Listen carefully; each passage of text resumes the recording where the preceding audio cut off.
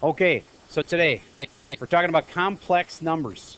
Complex numbers are weird things that don't exist. A little fun fact for the day: there are 1,000,000 ants for every person in the world, and I had the kids do a quick Google search on that, and you're coming up with an average ant weighing 0.003 zeros. You sure? All right. So that's tenths, hundreds, thousands, 10,000. Are you sure that it's not two zeros? You found out what 2 zeros? What's your website? It's okay if it's Wikipedia. That it's usually right. We're not. Okay. Answers.com or whatever. All right. Here's what I want you to do. We're going to judge this for ourselves, whether this makes sense or not. Okay. Now, a milligram, milli means a thousandth of, I believe. How about check that? Use Google and check what MILLI. Does milli stand for a thousandth? I know it doesn't stand for a millionth. Milli stands for what? I want somebody to check it. You've got a computer in front of you. Use the internet. Okay. So thousands, so tenths, hundreds, thousands. Just for perspective, that's 1 milligram. Okay. And this, and by the way, 1 milligram would be the weight of a speck of sawdust. It's pretty small, right? Weight of a speck of sawdust. So if I times that by 3 and say 0.003, it's like 3 specks of sawdust put together. Doesn't that seem more like an ant than this? That would be 10 times less than that. So I'm going for this one, which is 3 specks of sawdust. And this would be 1/10 of 3 specks of sawdust. Ants aren't that small. So I'm going with this one. I think this is another case where Wikipedia's got a bad answer on there.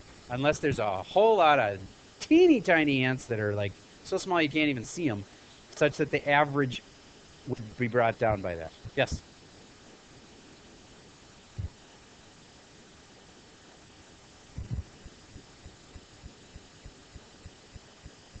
Okay, but that's the weight versus the length. Okay. So again, I'm not buying this. I just don't think that's right, because we're getting 2 different answers, and some of the kids that are getting this answer, that makes a lot more sense to me. Because again, that means the size of 3 specks of sawdust. That's 3 milligrams, 3 mg, and a milligram is the weight of a speck of sawdust. So I think 3 specks of sawdust is a reasonable weight for an ant. And 1/10 of that, that's not reasonable. Doesn't make sense. So, okay, that's maybe a good lesson in just realizing you can't just always trust the first number that you see. Okay, so since you got 2 numbers, I get to pick. I'm picking that one. All right, so next we need to figure out if 1,000,000 ants would weigh more than us as a human. All right, so take that and multiply it by 1,000,000. 0.003 times 1,000,000 means move the decimal over how far? Well, if I times by 10, I move it over once, right? Times by 1,000,000, I'm going to move it over how far? 6 places. So I go 1, 2, 3, 4, 5, 6. 3,000. All right. So there it is 3,000, not pounds though. What's that? 3,000 watts? Grams.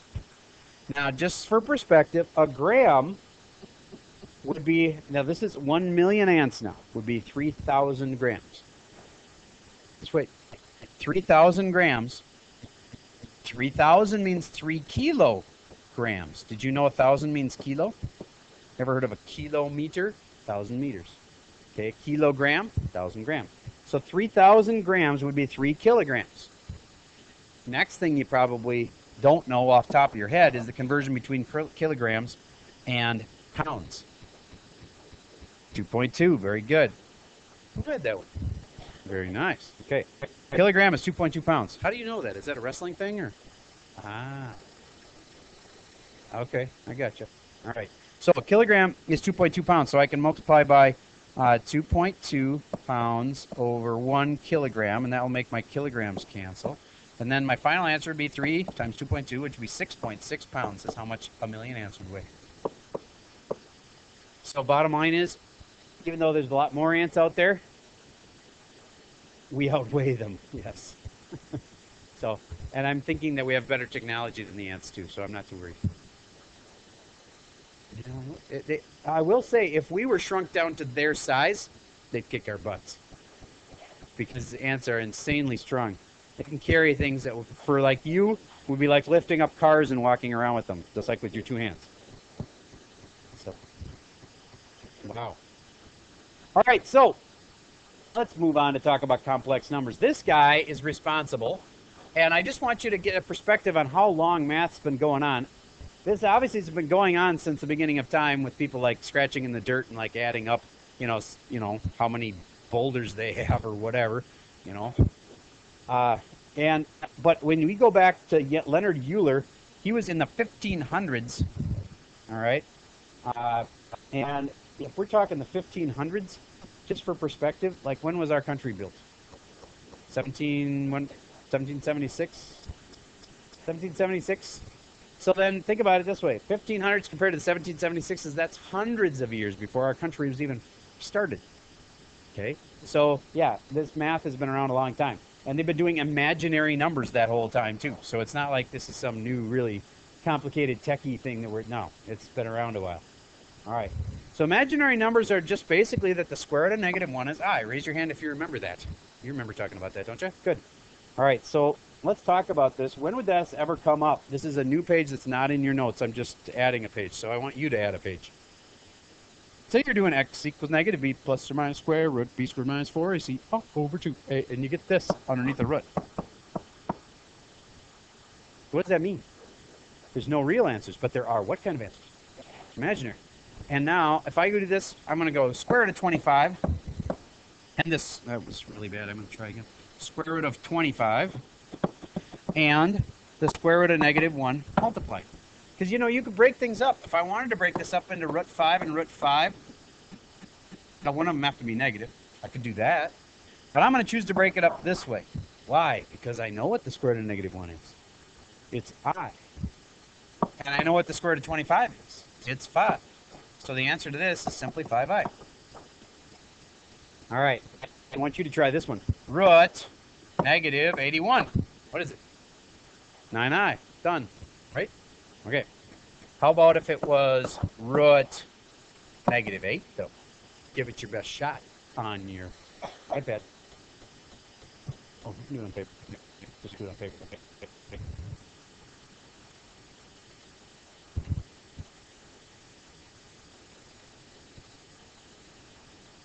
I hope you're thinking, okay, what did he have us do last time? It would have been root 9 and, wait a minute, I guess you could say root 81 and root -1. That'd be the way to do that one, 9i. So this one needs to break into two things, and one of them's -1, but then I go square root of 8, and that doesn't seem right, because the square root of 8 seems like I could break that up farther. So maybe I should do square root of -1 and the square root of 4 and the square root of 2, and that would be I and 2 and root 2, and then usually you put the number first, 2i root 2. And you know what's really cool about that answer? It's complex. Why is it complex? Because it's got 3, count them, 3 kinds of numbers in it. It says 2i. Okay, what's that? That's a real number, right? What's that? Imaginary number. And this last one is a special kind of number I'm hoping somebody's going to be able to pull out of their brain. No, the complex is the whole thing. Irrational, somebody said it. Nice. Irrational, because it's a square root that we don't have a nice answer to. That's called an irrational. So this is real. This is imaginary. And this is also real, just to be clear. It is a real number, but it's real and it's irrational. Now, you don't have to have all 3 kinds of numbers to have a complex number. All you need to have is some imaginaries and some reals. Well, this has got an imaginary, and these are both reals, but that one's not only real, it's irrational. So it's kind of complicated, but you can handle it. You're in the accelerated class, you should be able to handle it. All right, Now, this next part is something that you're going to be able to use on the ACT. Because I don't know if you noticed it, but there was a problem on there that had I squared in it. And we're going to try to figure out what I squared means. Well, first of all, I to the first power is just I, obviously. How about I squared, though? Well, you could say it's I times I, but then that doesn't really get me anywhere. What is I again? It's the square root of negative 1. So I'm going to say square root of negative 1 times the square root of negative 1. And somebody smart should be able to tell me what that is. It's negative.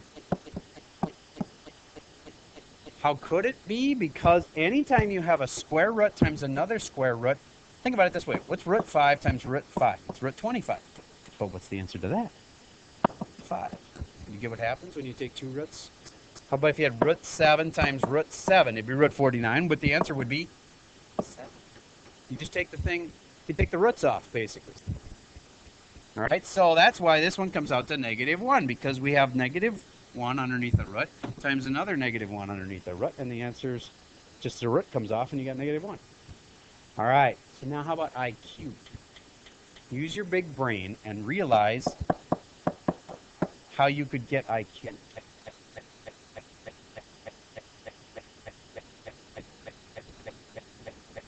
Don't you already know what I times I is? What's I times I? What's that part? Negative 1. So what's the answer? Negative 1 times I makes negative 1. Makes negative I. So the answers are going like this. It started out giving me I. Then it's negative 1. Now it's negative I. That's a little weird. I want you to try I to the 4th right now. Don't say it out loud. Try it. Give everybody a chance to try it before I get the answer. If you have the answer, don't say it. Okay, yes. No, because there's a negative on the outside and a negative on the inside. I know what you're thinking is that those negatives should cancel each other. They can't, because one's on the inside and you can't break it out. All right. So back to, what was I to the 4th? I. Come on, use logic. What are you thinking? Because, what's that? What's that? What's negative 1 times? There you go. Negative 1 times negative 1 makes 1. Now, it seemed logical that it should go back to negative 1 because, you know, like it should go back and forth, you know, like from here to here, there to there, and then maybe it should go back to negative 1, but still, it's been different every time. Look at this. I and then negative 1, now negative I, and now 1, and now what's the next one going to be? Try it.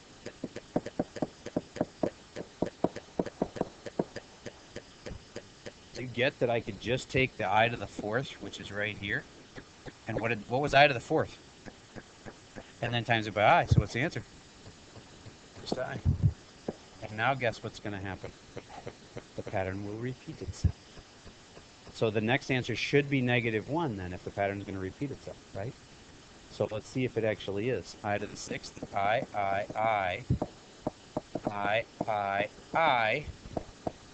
And if you think about it, this 3 times this 3, wouldn't that be like 2 of those? What's negative I times negative I? I squared. Get how that would be I, negative I, times negative I, and that would be I squared. And what's I squared? It's right there. So it's right there. So it's negative 1, just like we expected it to be. Yes, the pattern is repeating itself from there. So if you get to the I to the 7th, you can just say right away it's going to be got to be negative I, because it's the next one in the pattern.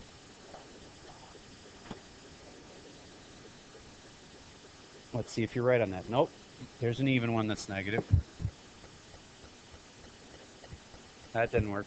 Okay, here's the main one, though, that you need to remember. If I was going to focus you in on one thing, I would focus you in on, hold on just a second, I want to use a neat little zoom tool that I can't find right now. Where's the spotlight thing? You know where that is?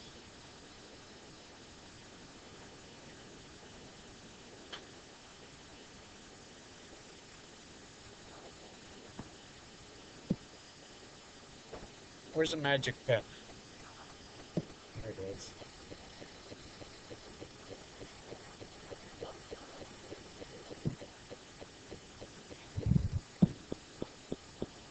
All right.